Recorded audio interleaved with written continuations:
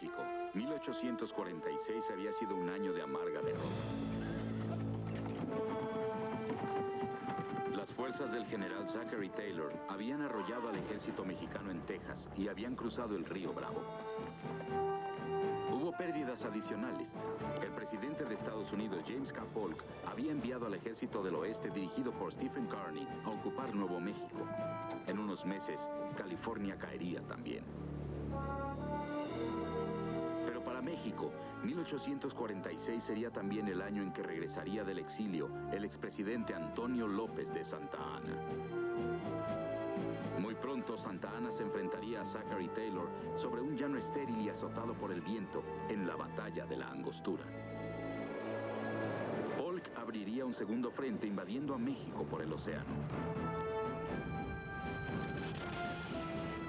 De ser necesario, atacaría el corazón mismo del país. Nada menos que la Ciudad de México, los míticos Salones de Moctezuma. La guerra de 1847. En agosto de 1846, un navío de La Habana, Cuba, se hizo a la mar para atravesar el Golfo de México con rumbo a Veracruz. A bordo se encontraba un hombre confiado en que se convertiría en el redentor de su patria. Se trataba del expresidente de México en el exilio, Antonio López de Santa Anna. El gobierno mexicano de Mariano Paredes había sido derrocado recientemente y los seguidores de Santa Anna clamaban por su retorno. Necesitamos un general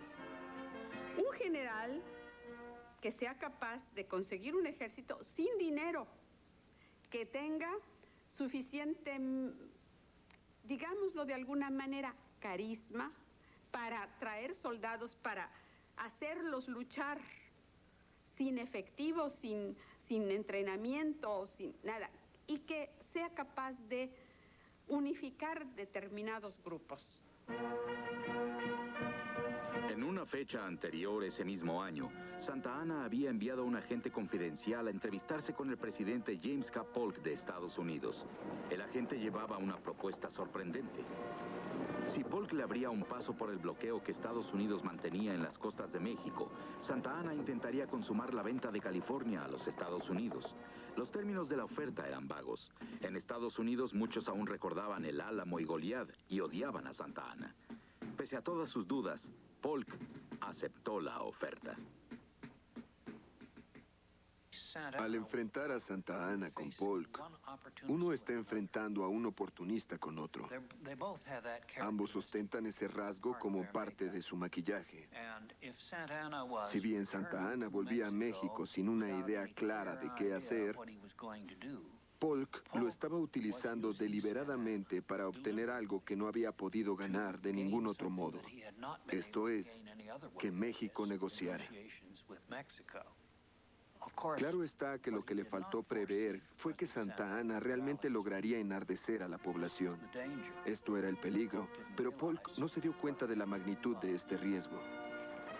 Tras un exilio de año y medio, Santa Anna volvía a casa. Por órdenes de Polk, la Armada estadounidense le permitió cruzar el bloqueo. En Veracruz, Santa Anna saludó a la pequeña cuadrilla reunida para darle la bienvenida. Mexicanos, hubo un día en que me habéis llamado el soldado del pueblo. Permitidme asumir este nombramiento una vez más y me dedicaré hasta la muerte a la defensa de la libertad y la independencia de la República.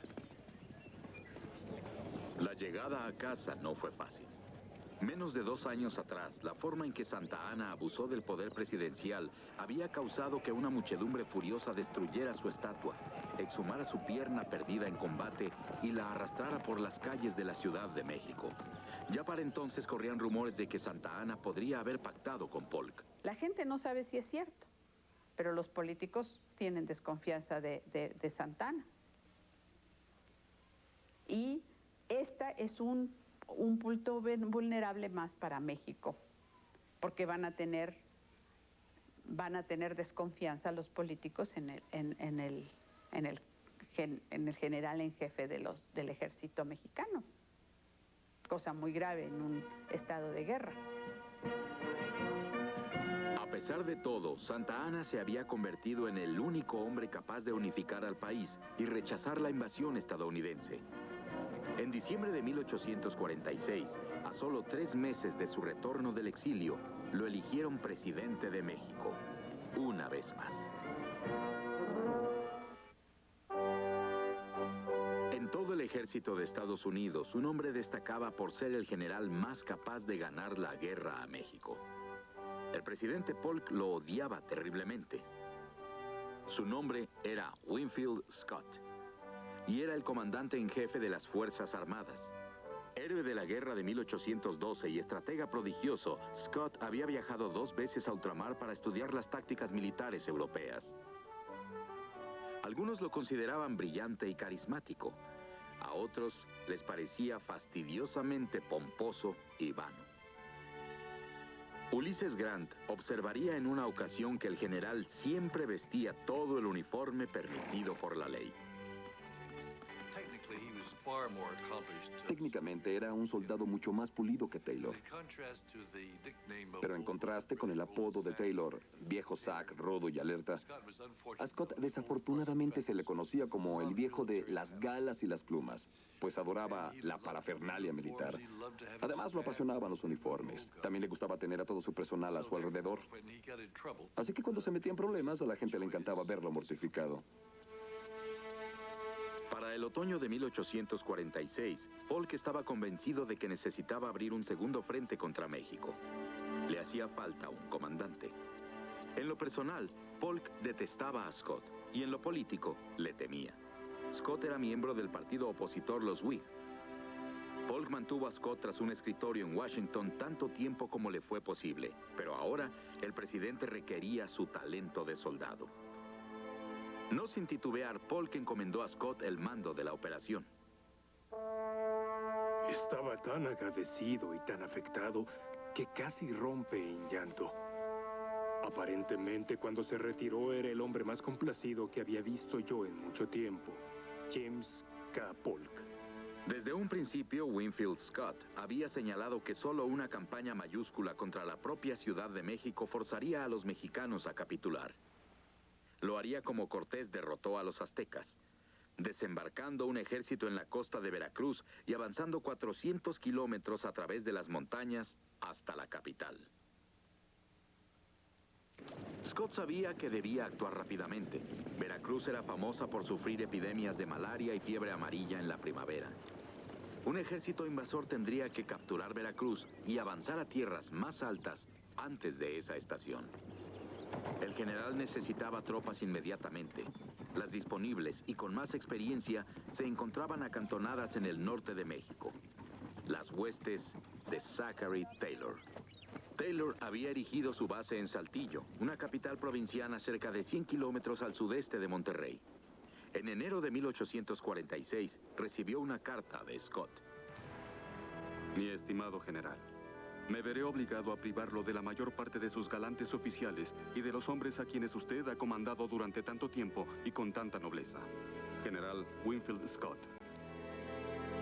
Taylor se alteró tanto que uno de sus asistentes lo vio poner una cucharada de mostaza a su café. Jamás había concebido tal menoscabo de mi ejército.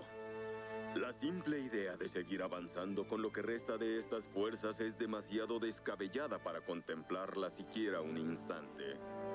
General Zachary Taylor. Aún en su máxima expresión, el ejército de Taylor siempre se había visto en desventaja numérica. Entonces, con sus tropas reducidas a 5,000 voluntarios inexpertos, el general sabía que se encontraba peligrosamente expuesto. Lo que no sabía era que Santa Anna también se había percatado de eso. Para esos momentos, en enero de 1847, Santa Anna se encontraba en San Luis Potosí, al norte de la Ciudad de México, donde había logrado reclutar un ejército de 20,000 soldados. Algunos testigos observaron cómo los oficiales organizaban a reclutas tan inexpertos que muchos de ellos nunca habían tomado un fusil. Las tropas no estaban listas, pero Santa Anna se sentía obligado a ponerse en camino. Aún era víctima de sospechas respecto a sus tratos con Polk. Sus críticos inquirirían por qué no había luchado aún contra el enemigo. Gracias a la captura de algunos documentos, el general estaba al tanto de la invasión que Scott planeaba iniciar por Veracruz. En ese momento se enfrentaba a una decisión crucial. Era necesario impedir la incursión en Veracruz, pero una rauda victoria contra las debilitadas fuerzas de Taylor acallarían a quienes aún ponían en duda su liderazgo. Marchar hacia el norte en pleno invierno era un albur, pero Santa Anna estaba dispuesto a tomar ese riesgo. Era el momento de afrontar al ejército de Taylor y destruirlo.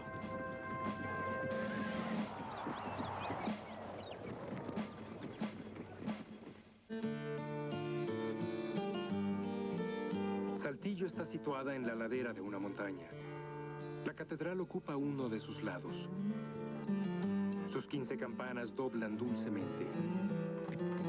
Tras una marcha dura y polvorienta, entramos con bombo y platillo. Las miradas de los mexicanos se clavaban como dagas y seguramente las tenían, pero no se atrevían a blandirlas contra nosotros. Teniente John James Peck.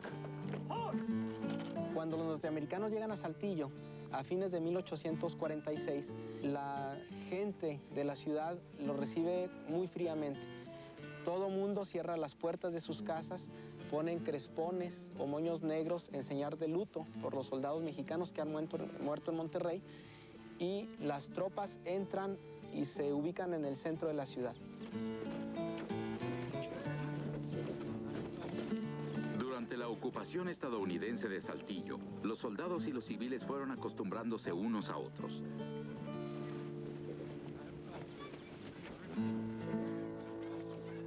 El teniente John Peck se hizo tiempo para apreciar los alrededores. Las damas de Saltillo son bellas. Tienen formas elegantes y se mueven con esa agilidad y esa gracia tan peculiares de las castellanas. Con frecuencia se les oye pulsar la guitarra. Cuando voy a comer paso al lado de criaturas hermosas. Lo único que puedo decir es buenos días y buenas tardes. No menos romántico, pero mucho más audaz, era un voluntario originario de Boston, el soldado Sam Chamberlain. Cuando niño, Chamberlain quería estudiar teología, pero en lugar de eso se convirtió en un pícaro autoproclamado que amaba las riñas y las hembras por igual.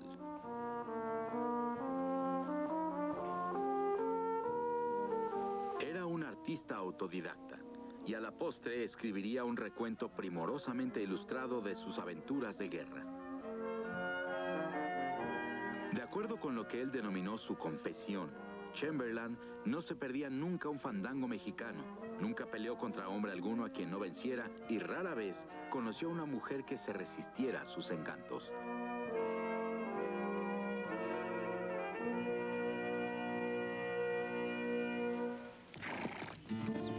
Pero Chamberlain era también un observador minucioso y en sus memorias describió incidentes aterradores de la violencia de la guerra. En la rutina de la vida de la ocupación, la muerte se presentaba súbitamente, sin previo aviso. La guerrilla mexicana atracaba las caravanas de provisiones estadounidenses o secuestraba soldados solitarios, abandonándolos muertos y desfigurados. Los civiles mexicanos estaban entre la espada y la pared. Muchos de los pobladores de los municipios pequeños y de los ranchos, de las haciendas y las granjas, sufrían los ataques de la guerrilla mexicana, porque a veces se sospechaba que estaban ayudando al ejército norteamericano. Y bueno, a veces también los norteamericanos atacaban, incendiaban, arrasaban a los ranchos porque pensaban que estaban ayudando a los guerrilleros, de tal manera que era una situación en la que no podían ganar. A medida que la ocupación continuaba, para Taylor era cada vez más difícil mantener la disciplina entre sus filas. Chamberlain escribió que los soldados más violentos y abusivos eran los voluntarios de los estados del sur. Considerando a los mexicanos como pertenecientes a la misma clase social que sus propios esclavos negros, los saqueaban, los maltrataban. Nos veíamos obligados a patrullar el campo millas a la redonda para proteger a los pobres habitantes y arrestar a esos héroes. En una de las ocasiones en que los civiles mexicanos se defendieron y mataron a un soldado estadounidense, unos voluntarios de Arkansas, conocidos como los Rackensackers, buscaron venganza. Sam Chamberlain estaba patrullando cuando oyó disparos en las colinas.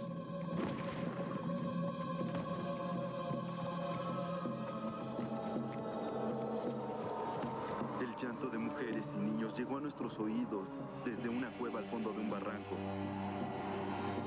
Presenciamos una escena aterradora. La cueva estaba repleta de voluntarios gritando como endemoniados, mientras sobre el suelo pedregoso yacían en un mar de sangre más de 20 mexicanos. Algunos moribundos, otros ya muertos.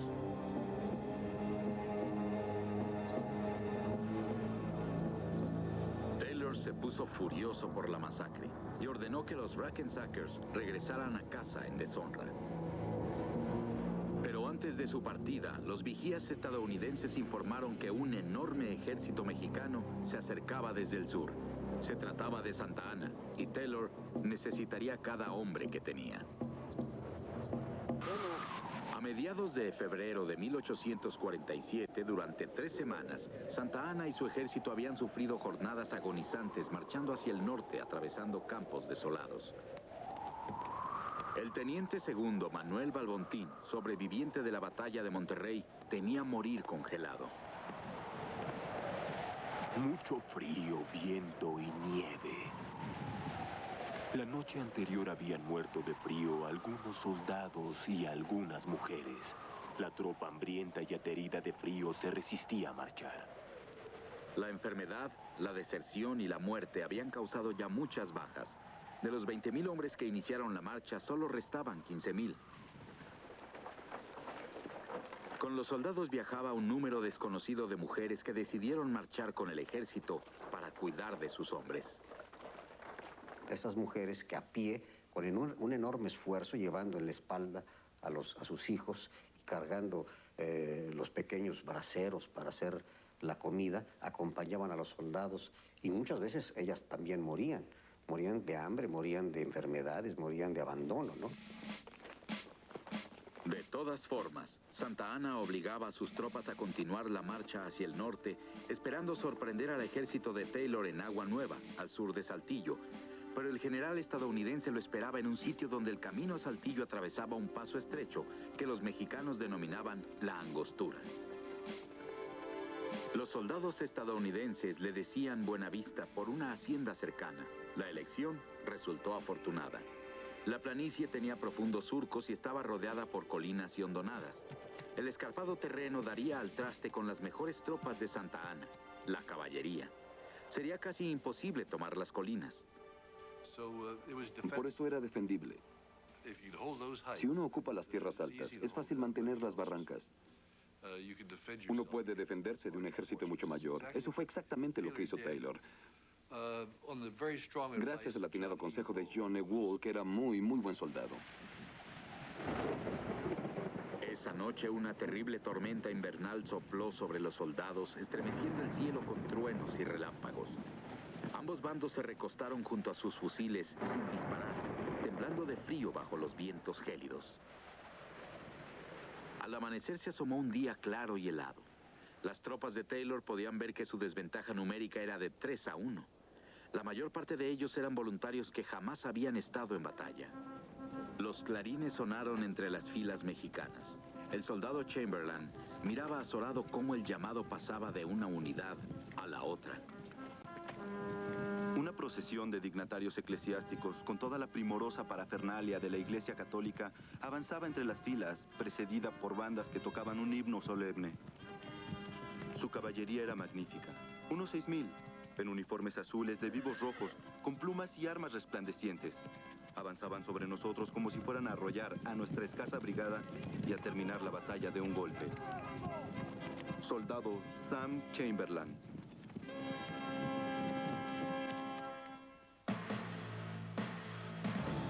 Al alba, Santa Ana lanzó su ataque. Las tropas mexicanas comandadas por el general Manuel María Lombardini aparecieron por una amplia cañada y atacaron la línea estadounidense. Rompiendo las filas de los norteamericanos, el ejército mexicano tomó la ofensiva y arrasó la planicie hacia el este. Los soldados mexicanos avanzaron al pie de las montañas y rodearon a las tropas estadounidenses para cerrarles el camino por la retaguardia. En lugar de lograrlo, hallaron los rifles del Mississippi, al mando del coronel Jefferson Davis. Ese regimiento se había unido a otro de Indiana para crear una formación abierta en B. A medida que las tropas mexicanas cargaban, los soldados estadounidenses los hacían trizas. Más tarde ese día, Santa Anna llamó a sus reservas y ordenó un asalto masivo.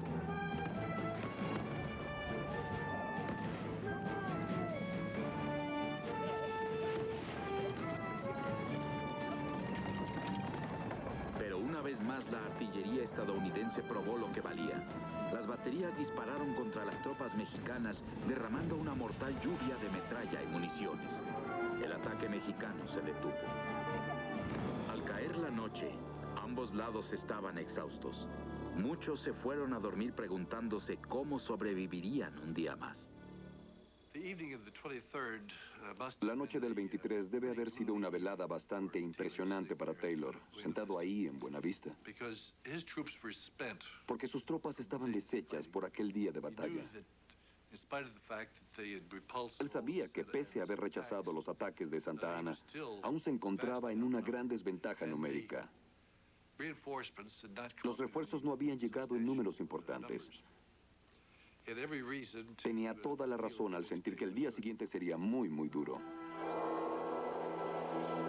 Al amanecer, los soldados norteamericanos atisbaron el campo de batalla. El ejército mexicano había desaparecido. Se retiran a Agua Nueva y Santa Anna menciona en su parte militar escrita sobre el campo de batalla que lo hace porque los soldados están muy cansados, porque tienen 2 días de no probar alimento, no han podido comer durante la batalla y tienen pues también casi 2 días de no probar ni siquiera agua, no haber tomado agua. Entonces él decide regresar a Agua Nueva y piensa, según menciona, volver a atacar días después. En realidad no lo hace. Para Santa Anna, aquel triunfo tan cierto que se antojaba el día anterior había sido una ocasión desperdiciada. El campo pertenecía a Zachary Taylor y a su ejército de voluntarios. Sería la última batalla de Taylor en esa campaña. Una victoria que lo convertiría en héroe en su hogar. No obstante, las bajas estadounidenses en la Angostura fueron las más numerosas que tuvieron en toda la guerra. 659 hombres muertos o lesionados. Al ejército mexicano le fue mucho peor. Más de 1,600 bajas. La hilera de soldados heridos se extendía más allá de Agua Nueva. Al caer la noche, muchos se enfrentaban a un destino fatal. Esos hombres abandonados en medio del desierto, revolcándose en su sangre, tiritando de frío, con una sed devoradora, manifestaban en su rostro lívido la horrible calma de la desesperación. A su vista se presentaban ya los coyotes y perros que esperaban el momento de empezar su espantoso banquete. Guillermo Prieto. Las primeras noticias que llegaron a San Luis Potosí desde el campo de batalla de la Angostura informaban de una victoria de México. La gente se regocijaba en las calles y las campanas de la catedral convocaban a misas de acción de gracias. Pero cuando regresaron los restos del ejército destrozado de Santa Anna, la verdad era más que evidente. La marcha hacia el norte había sido desastrosa. El viaje de regreso fue peor aún. De los soldados que iniciaran la marcha tan solo 6 semanas antes, la mitad estaban muertos, heridos o desaparecidos. Para Santa Anna no había tiempo para reposar. En la Ciudad de México se había iniciado una revuelta contra su vicepresidente, Valentín Gómez Farías. Desesperado por dinero para pelear la guerra, Gómez Farías había intentado forzar a la iglesia a que contribuyera con más recursos. En respuesta, las unidades de la Guardia Nacional, apoyadas en parte por la iglesia, tomaron las calles como protesta. Muchos de los rebeldes eran de la clase adinerada. La gente les llamaba los polcos, porque la polca era el baile de moda entre los ricos. Para México, la rebelión de los polcos no podría haber venido en peor momento. La posibilidad de salvación de un esfuerzo común, conjunto de los diferentes grupos políticos de México, se ha ido. Y entonces ahora todo es posible. Obviamente lo que está de peligro inminente es la salvación misma de la paz, la supervivencia del país como nación. Eso es lo que está ahí de por medio. Además de que el gobierno estaba a punto de ser derrocado, México se encontraba frente a otra crisis. En la costa de Veracruz, el general Winfield Scott se preparaba para iniciar otra invasión del país. 10,000 soldados de Estados Unidos divisaban la playa ansiosamente. Sería el primer desembarco anfibio que intentarían los Estados Unidos. La operación era arriesgada. Las consecuencias de un fracaso serían devastadoras. Scott sabía asimismo que las probabilidades en su contra eran abrumadoras. Tenía que desembarcar un ejército en Veracruz, establecer una base de provisiones, marchar 400 kilómetros y tomar la capital de una nación hostil. De ese modo conquistaría la paz, no conquistaría una nación. Claro que eso es una lista de órdenes bastante larga.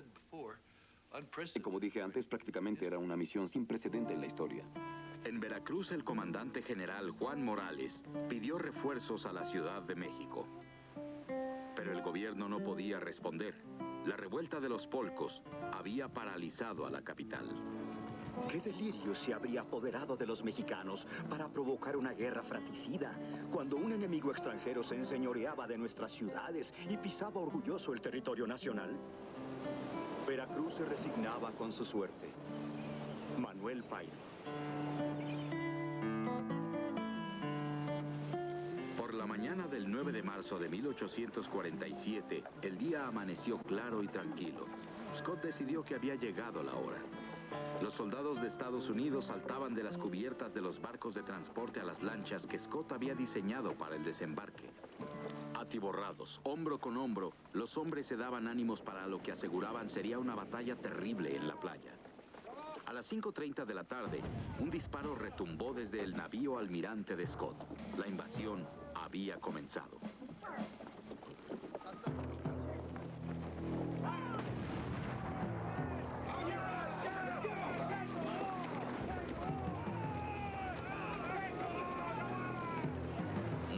Los primeros soldados estadounidenses aparecieron sobre las olas y desembarcaron en la playa. Para su sorpresa, no se disparó ni una sola bala.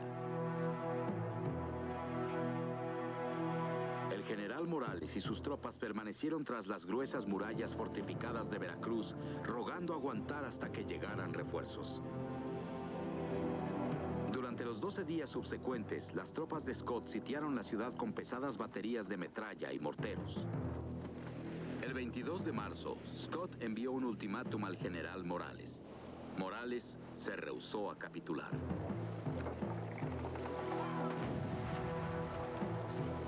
Al día siguiente, una batería de 6 grandes cañones navales repicaron con un revuelo de balas que se levantaban muy alto en el aire antes de caer sobre la ciudad. Las armas habían sido dispuestas por un ingeniero militar de 40 años de edad, originario de Virginia y de nombre Robert E. Lee. Los cañonazos disparados desde nuestra batería eran descargas constantes y regulares, tan bellas al volar y tan destructoras al caer. Fue horrible. Mi corazón sangraba por la población. Los soldados no me importaban tanto, pero era terrible pensar en las mujeres y en los niños. El bombardeo continuaba día y noche. Por todos lados ardían mortíferos incendios. El hospital de cirugía que está situado en el convento de Santo Domingo sufre con el fuego. En el momento en que se opera a un herido, la explosión de una bomba apaga las luces. Cuando se encienden de nuevo, se halla al paciente despedazado y otros muchos heridos o muertos. José María Castillo Velasco. Durante 3 días y noches de horror, las armas estadounidenses dispararon cerca de 6.700 cañonazos a la ciudad. Para el cuarto día, los párrocos ya no se atrevían a salir para ungir los santos óleos a los muertos y a los moribundos. Finalmente, la gente ya no soportó más. Veracruz capituló.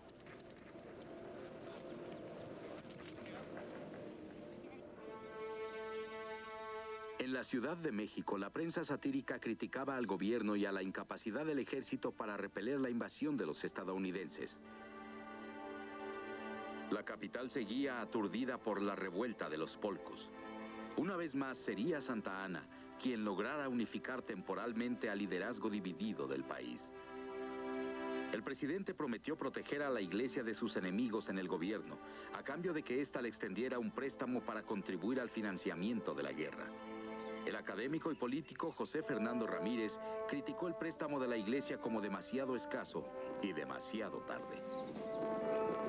Con esta suma se habrían rescatado infaliblemente 2 meses antes, salvando a Veracruz y nuestra nacionalidad, a la vez que habrían ahorrado los 300,000 pesos que emplearon en una guerra civil que tanto nos va a costar.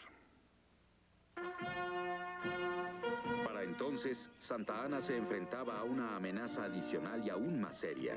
El general Winfield Scott y su ejército pronto estarían marchando hacia la capital. El 2 de abril, con una muchedumbre deseándoles buena ventura por las calles, Santa Anna y 6,000 tropas abandonaron la Ciudad de México. Antes de su partida, Santa Anna emitió una proclamación pública, palabras con las que esperaba unir a la nación de una vez por todas. Mexicanos, Veracruz clama venganza. Seguidme y lavemos las máculas de su deshonra. Para nuestra vergüenza se dice que, con nuestros interminables desacuerdos, nosotros mismos sembramos el germen de este deplorable infortunio. Mexicanos, la causa de la nación es infinitamente justa, aunque Dios parezca habernos abandonado. La hora del sacrificio ha sonado. Vuestro destino es el destino de la nación. El destino de ella no está en manos de los norteamericanos, sino en las vuestras.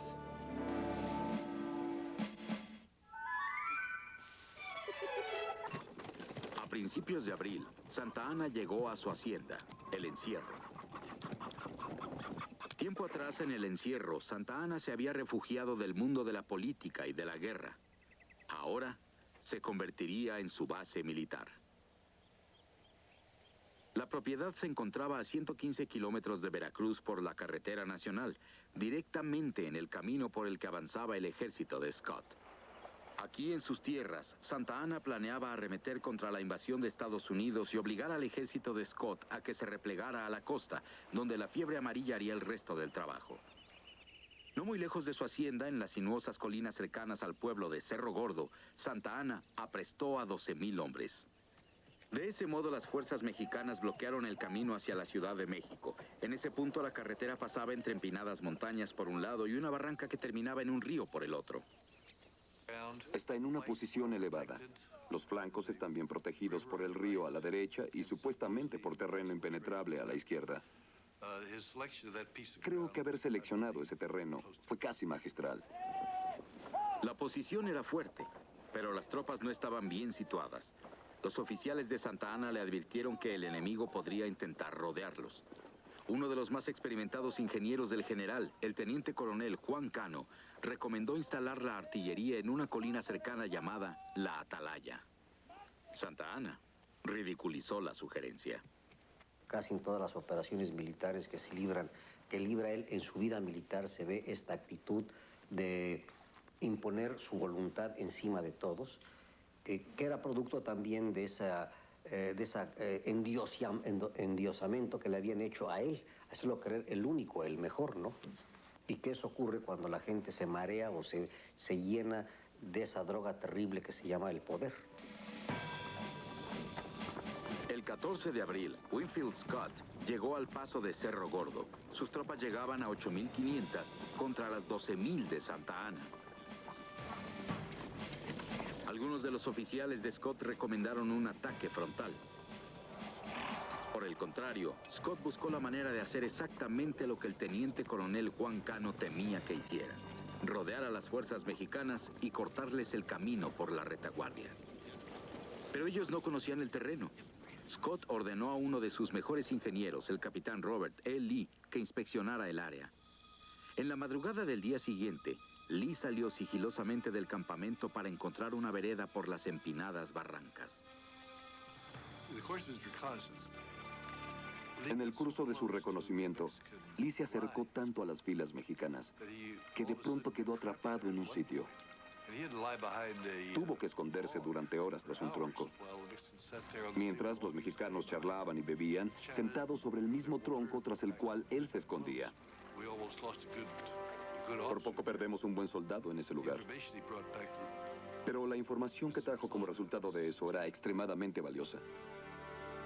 Los esquemas de Lee mostraron a Scott que había un modo de rodear el flanco mexicano.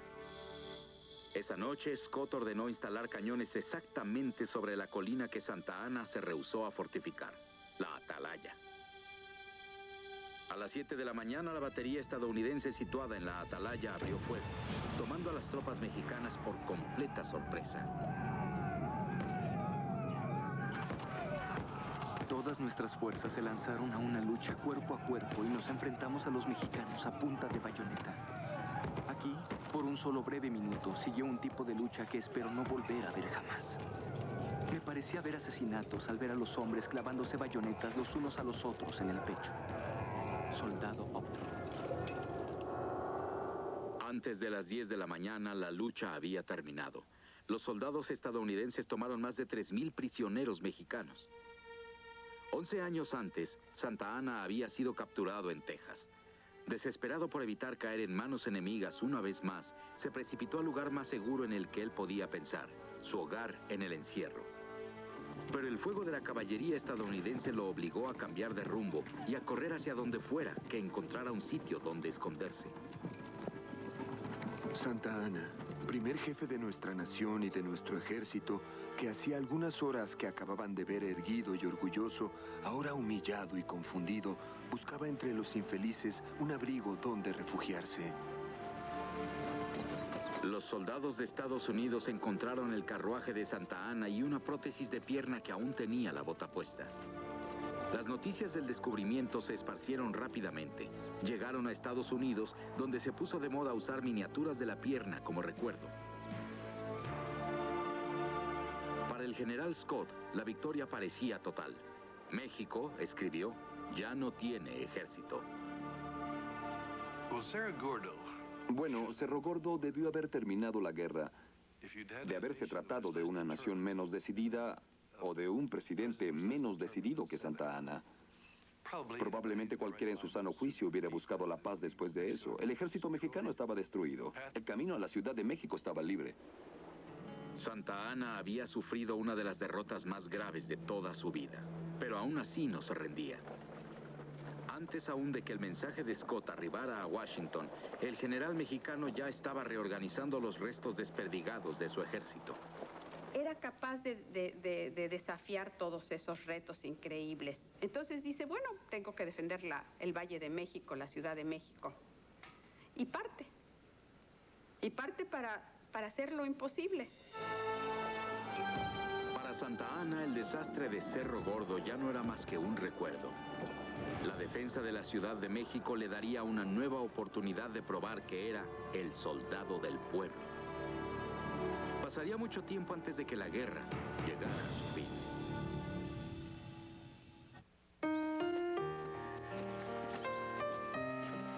Querido padre, ¿qué te poseyó para enviarme hasta este lugar? Tus ideas de gloria militar definitivamente eran exageradas. No es divertido cortar cuellos. Ya lo comprobé. Le agradezco a mi madre sus consejos. Pero no sirve de nada leer la Biblia entre espadas y bayonetas. Sea yo o sea el libro, Uno de los dos está equivocado. Carta anónima publicada en el Yankee Doodle.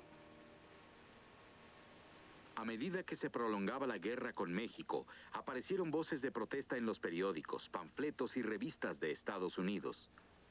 La mayor parte de la población apoyaba la guerra, pero muchos habían esperado que la lucha terminara en unos cuantos meses.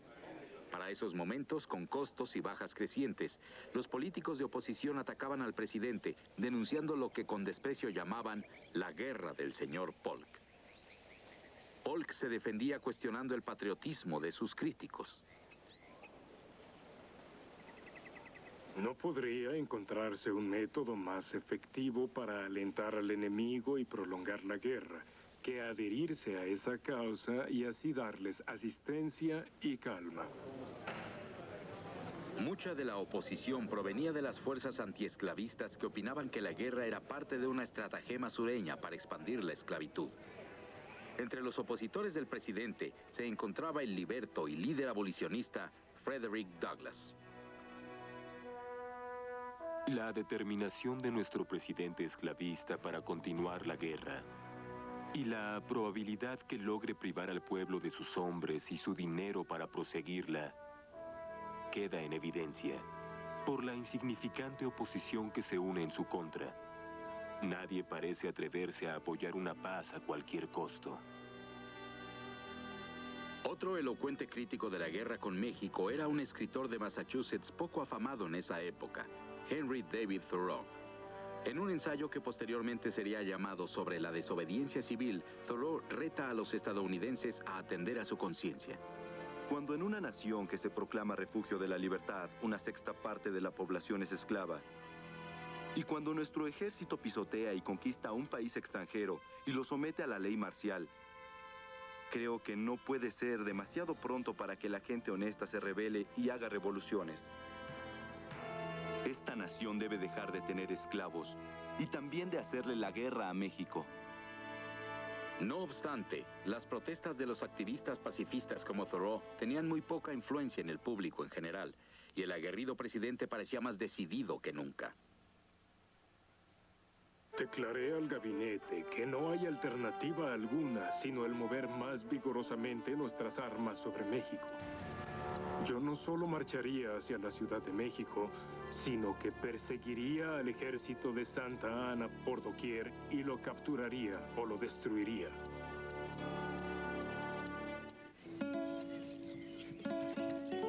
Entre las cimas de los dos volcanes, el Popocatépetl y el Iztaccíhuatl, con 60,000 residentes, Puebla de Los Ángeles era la segunda ciudad más grande en México. Situada en el camino entre Veracruz y la capital, Puebla era famosa por la cantidad de primorosas iglesias que aloja. Pero en esos momentos se encontraba en la senda de la guerra. El 15 de mayo de 1847 llegaron las primeras tropas estadounidenses. En punto del mediodía, la vanguardia del ejército invasor entró por el sur y marchó hacia la gran plaza de la catedral. Se quitaron las armas y fueron a buscar agua a una fuente cercana. Un voluntario de Carolina. En las calles se atiborraba la multitud, hasta donde alcanza a divisar el ojo. Nuestro pequeño ejército de 4,000 hombres se perdía completamente entre la muchedumbre que se agrupaba alrededor de nosotros, examinándonos tal como examinarían al ganado en un rastro. Capitán Kirby Smith. Lograda la ocupación de Puebla, Scott tomó unos días para descansar y reorganizar a sus tropas. Algunos aprovecharon la oportunidad para pasear por las calles de la hermosa y antañona ciudad.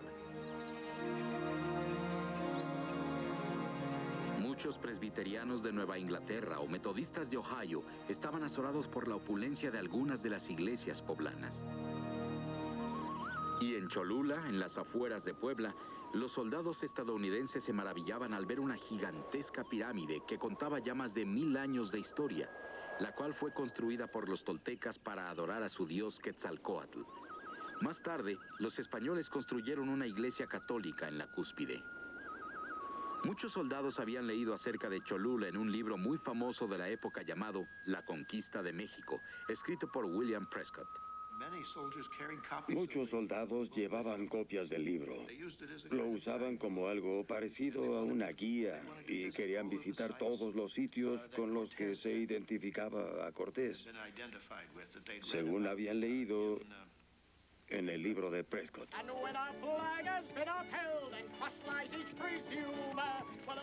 Inspirados por su papel en lo que ellos consideraban un grandioso drama histórico, los soldados de Estados Unidos hacían días de campo en la cima de la pirámide de Cholula y cobijaban sueños de gloria.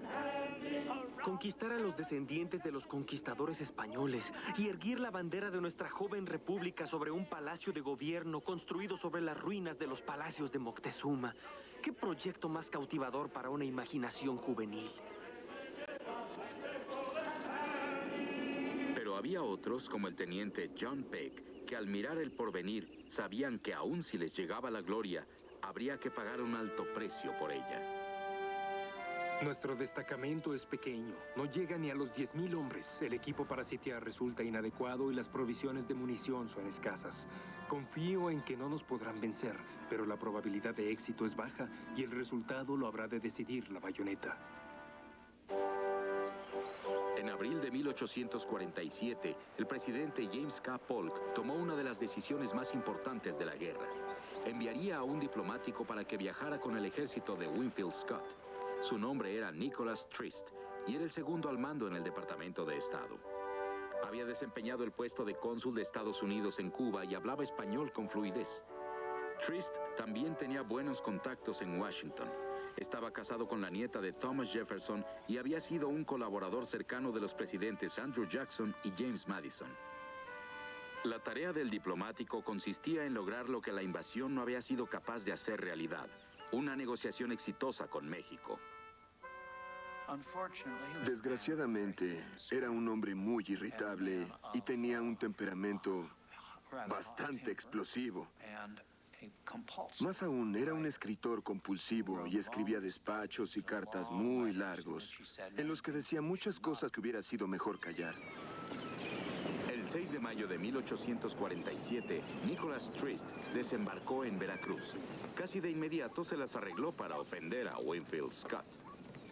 Trist envió a Scott una propuesta en sobre lacrado con instrucciones de entregarla a un oficial mexicano. Sin embargo, Trist no se molestó en informarle los detalles de la propuesta al general Scott y este se encolerizó ante la idea de que pasaban por encima de él. El secretario de Guerra se propone degradarme al requerir que yo, quien está al mando de este ejército, le haga reverencias a usted, el jefe de empleados del Departamento de Estado. La cuestión decía de firmarse o no un armisticio es, sin lugar a dudas, un asunto de naturaleza militar que necesariamente concierne al comandante de las fuerzas invasoras. La seguridad de este ejército no merece menos que eso. General Winfield Scott. Trist demoró 6 días en redactar su respuesta y se extendió 30 páginas. El rumbo que nuestro gobierno ha decidido seguir es el que cualquier hombre con el mínimo sentido común hubiera dado por sentado que debería tomarse. Y no el que decida seguir usted con su exuberante ostentación ni con su imaginación cultivada en demasía. Si usted osa dirigirse a mí en ese tono una vez más, o si vuelve a usar una sola frase falta de cortesía, habré de devolver esas órdenes e instrucciones con todo el desprecio y toda la indignación a que usted se hace merecedor. Durante más de un mes, Scott y Trist rehusaron dirigirse la palabra y la propuesta de paz se quedó sin entregar. Frustrado, Trist decidió solicitar a un diplomático inglés que entregara el documento a Santa Anna. Para esos momentos, Santa Anna ya estaba de vuelta en la Ciudad de México, pero su posición no le permitía responder a la propuesta.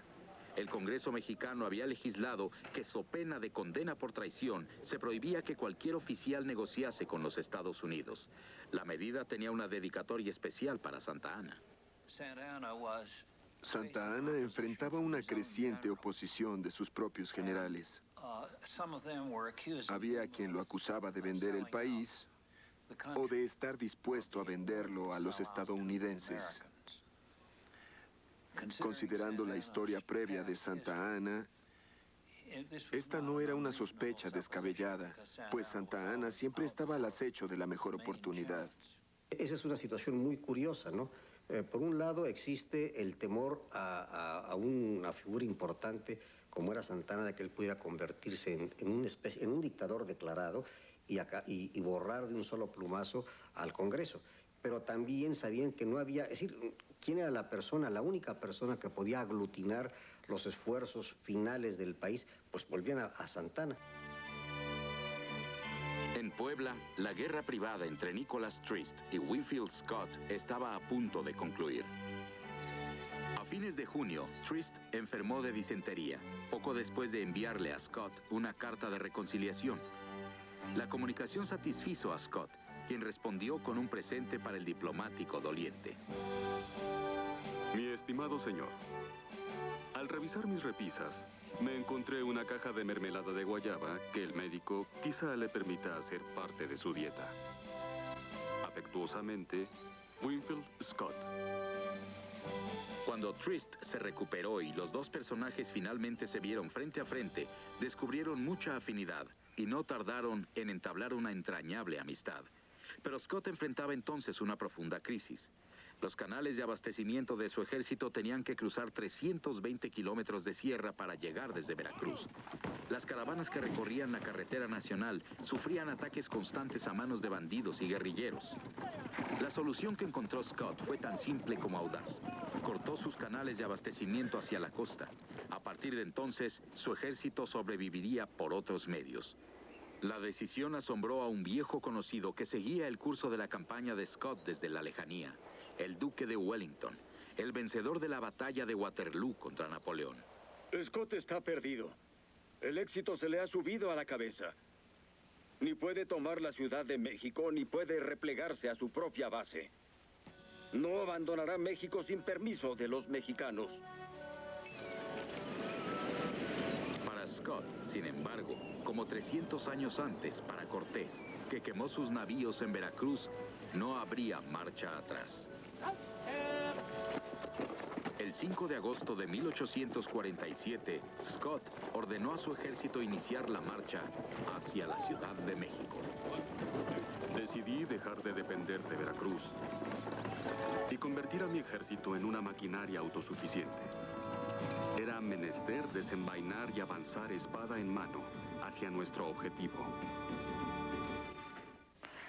A pesar de la valerosa resistencia de los veracruzanos y de